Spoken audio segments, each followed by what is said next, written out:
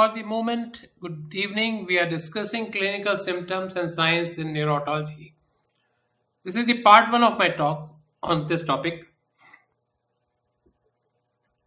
To access more videos of otoneurologic practice, subscribe to my YouTube channel, which is as here. The part one of my talk contains definitions, a brief vestibular physiology, history taking, temporal profile of patients with vertigo, the attack duration, peripheral versus central vertigo. So the first question is that do we need to inquire in depth when a patient complains chakkar aa rahe hain? The short answer is yes, because patients suffering from 7 different medical conditions may also complain that doctor, I am suffering from dizziness. These 7 conditions are orthostatic hypotension, diplopia, ataxia, acute confusional state, epileptic fit, lightheadedness, and syncope. That traditionally the vertigo was defined by the American Academy of Otolaryngology, Head, Neck and Surgery, that is the AAOHNS, as the sensation of motion when no motion is occurring relative to the Earth's gravity. This definition is around 31-year old. In 2009, Berlin Society, it elaborated 4 different terms. Vertigo is the sensation of self-motion when no self-motion is occurring, or the sensation of distorted self-motion during an otherwise normal head movement, and 4 triggered forms like positional, head motion induced, visually induced, and sound induced were divided as its subtypes. The dizziness was defined as a sensation of disturbed or altered spatial orientation without feeling of false motion. And 3 subtypes are Valsalva induced, orthostatic, and other triggered forms. The other 2 symptoms are vestibulo-visual symptoms, that is the visual symptoms resulting from vestibular dysfunction or interaction of the visual vestibular systems. The subtypes are external vertigo, oscillopsia, visual lag, visual tilt, and movement-induced blur. Then postural symptoms, these are the balance-related symptoms that occur when the patient is upright, that is either seated, standing, or walking, and they including feeling steady, swaying, or rocking only when upright. And it has been divided into 4 types: unsteadiness, directional pulsion that you see in the lateral medullary syndrome, balance-related near fall, and balance-related fall. So, how the vestibular system works? In fact, the balance disorders are read not in the ear but in the eyes, where the vestibular system writes its narrative in motion. That is the motion of the eyes. Why look at the eyes of dizzy patient? The vestibulo-ocular reflex is the reason. An intact vestibulo-ocular reflex keeps the view steady whether you are moving or the subject is moving or both are moving. For clear vision, the image that you are viewing must remain on the fovea, a physiological adaptation which is termed as fixation or foveation. So the different eye movements, namely the saccades, smooth pursuit, vergence, vestibulo-ocular reflex, and optokinetic, are meant to get the image of an object to fall on the fovea and to maintain it on the fovea. Owls can move their eyes. They cannot move their eyes. So they move their head. They can rotate their head about 270 degrees.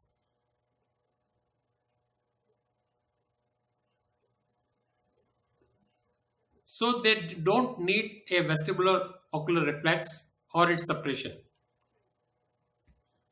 Living without a vestibular apparatus or without a VOR is like driving on a bumpy road in Mongolia, as you see here.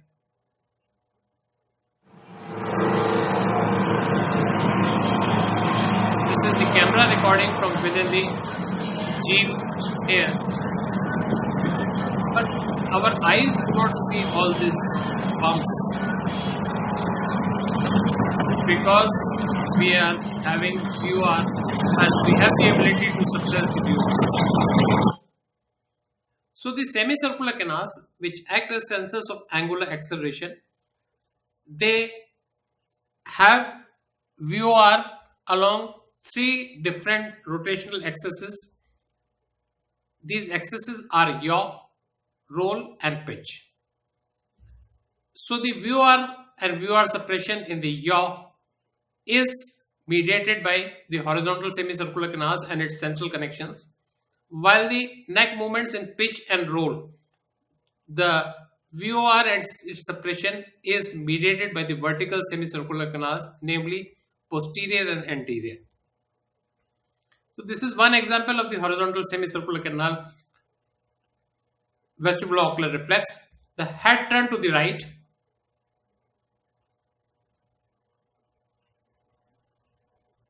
So eyes move in the opposite direction, equal in angle but opposite in direction, thus to maintain the fovation. The VOR gain, that is eye velocity divided by head velocity. The ideal gain is 0.8 to 1.0 in the yaw and pitch planes and 0.5 to 0.7 in the roll plane. It is adaptable through cerebellar mechanisms. So on a lighter mood, the roll movements of the human head betray a quite evolutionary bias towards sycophancy. The creator, it seems, capped the VOR gain in the roll plane at a polite 0.5 to 0.7. The yaw, however, enjoys a near perfect gain of 1.0, implying that humans are designed to shake their heads in disagreement, except of course when confronted with solid scientific evidence.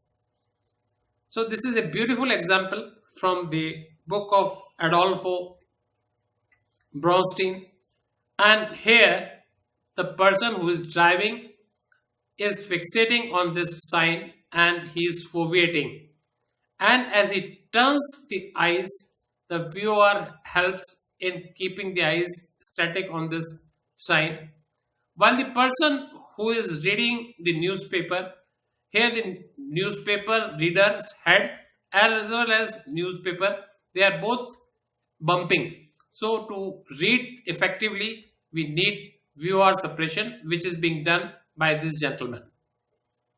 So the sensors of angular and linear acceleration in human beings, the vestibular system and organs are semicircular canals that sense the angular head acceleration. The otolith organs, they sense the linear head acceleration.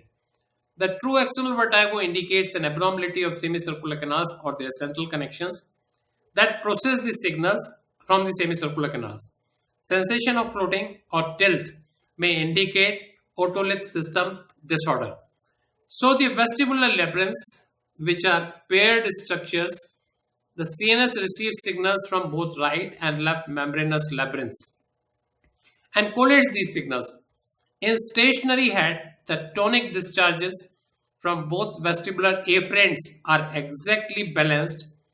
During motion, the right and left membranous labyrinth are alternately excited and inhibited, leading to a left-right difference in the vestibular nerve activity, which is recognized as motion. So this is how the vestibular system works. So semicircular canals, they work in yawed pairs. The posterior semicircular canal shares plane with the contralateral anterior semicircular canal, and the horizontal semicircular canals also share the same plane. So when the right posterior semicircular canal depolarizes and increases its firing rate, the left anterior semicircular canal hyperpolarizes and decreases its firing rate to the same extent, and vice versa. Likewise, when the right horizontal semicircular canal depolarizes and its firing rate increases, the left horizontal semicircular canal hyperpolarizes and decreases its firing rate to the same extent, and vice versa. So a state of symmetrical firing of the paired yaw canals maintains a state of no vertigo. However, asymmetrical firing of paired yaw canals, canal paresis in acute vestibular neuritis, leads to sudden severe asymmetry.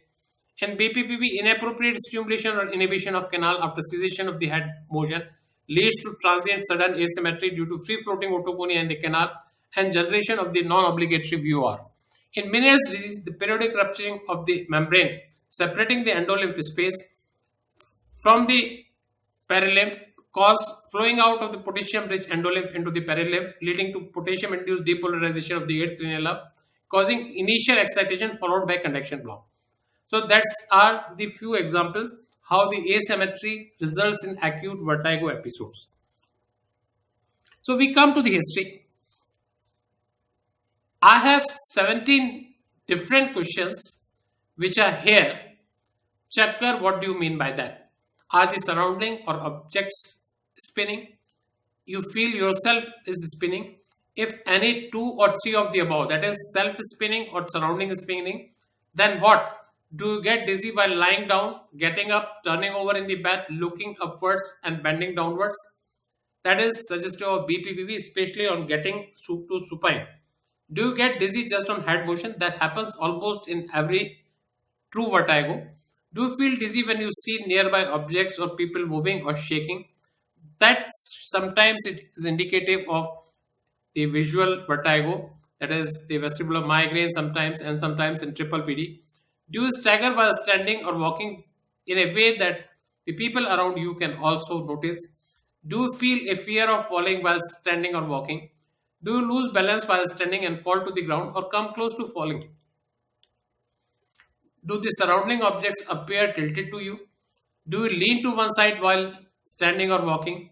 Has your hearing started to deteriorate? This is important for the Meniere's disease and several other CP angle tumors. Do you experience buzzing, ringing, or any additional sounds in the ear? Do you get also a headache along with dizziness? That is the vestibular migraine. Do you experience intense dizziness immediately upon hearing the loud sounds? That is characteristic of superior semicircular canal dehiscence syndrome. So this is important and should be sought with the positive questions.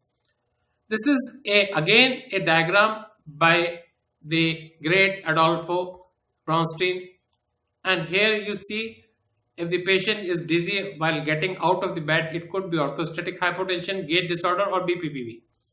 As the patient stands from the sitting position, and if he is dizzy, it could be orthostatic hypotension or gait disorder. However, if the patient from the upright sitting lies down or take a little recumbency, it is likely to be BPPV only. So the temporal pattern of the acute vertigo or the chronic or recurrent vertigo is very important. Basically, there are three patterns. The evaluation of dizzy patient, the pattern one is a monophasic illness which occurs suddenly, stays for some time and then improves. The examples are acute vestibular neuritis, which is also called acute unilateral vestibulopathy nowadays, vascular like stroke, psychogenic or paroxysmal non-epileptic seizures, and sometimes even the seizures which is just called the tornado epilepsy. The other pattern is the fluctuation, that is recurrent disorder but with deterioration. The examples are Meniere's disease, multiple sclerosis, and TIAs. Sometimes the patients who are progressively dizzy may also come in emergency,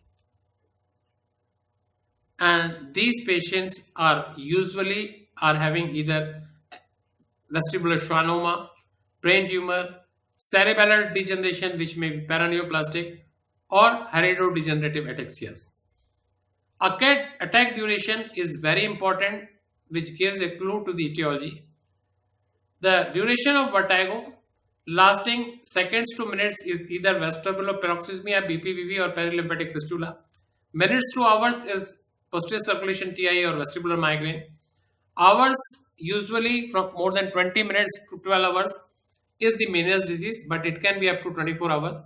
And days to weeks is vestibular neuritis or stroke in posterior circulation. So basically, there are 4 different types: acute vestibular syndrome. These are 4 types of presentations and 7 common disorders. Acute vestibular syndrome is either vestibular neuritis or a stroke in cerebellum or brainstem, which is less than 10% of acute vertigo cases. The second is recurrent positional vertigo, which could be BPPV, central positional vertigo, or vestibular migraine. Chronic imbalance is bilateral vestibular loss or cerebellar ataxia and others. Recurrent spontaneous vertigo is either Meniere's disease or vestibular migraine. So vestibular migraine has been subcategorized in recurrent positional vertigo as well as recurrent spontaneous vertigo. So it is a great mimicker of the two things. It is important to know about the differences between the peripheral and central vertigo. Nausea is mild to moderate in central while it is severe in the peripheral vertigo. Imbalance is moderate to severe in central vertigo. It is moderate in peripheral vertigo. Hearing loss is rare in central vertigo, but it is common in peripheral vertigo. Tinnitus is rare in central vertigo, but may occur in the peripheral vertigo. Oscillopsia is severe in central vertigo, while it is mild in the peripheral vertigo. Neurological signs obviously are common in central vertigo, but they are rare in peripheral vertigo. Compensation is slow in central vertigo because the structures that lead to compensation itself are at fault. The peripheral vertigo, rapid compensation occurs. The nystagmus, I have given a full slide to this because this is the most objective sign to distinguish between the peripheral and central vertigo. The central nystagmus is either pure vertical, pure torsional, periodic alternating, multi-directional, disconjugate, that is convergence retraction nystagmus, or dissociate, and may change direction with changes in the gaze, that is bidirectional gaze evoked nystagmus, that is right beating on right gaze and left beating on left gaze. The peripheral nystagmus is torsional horizontal and it is invariably unidirectional in all gazes and it is conjugated. The visual suppression has no effect on the central nystagmus, while the peripheral nystagmus is suppressed with the visual fixation. Alexander's law, which states that the amplitude of the nystagmus increases when eye move in the direction of the fast phase, is obeyed by the peripheral nystagmus but is not obeyed in the central nystagmus. Direction fixed nystagmus is the peripheral nystagmus, while the central nystagmus is not direction fixed. Localization, the structures involved for the central nystagmus are either medulla, pontine tegmentum, or cerebellum, while it is either the labyrinth or vestibular nerve for the peripheral vertigo. So now there is an intermission. We will start the part 2 after some time. Thank you very much.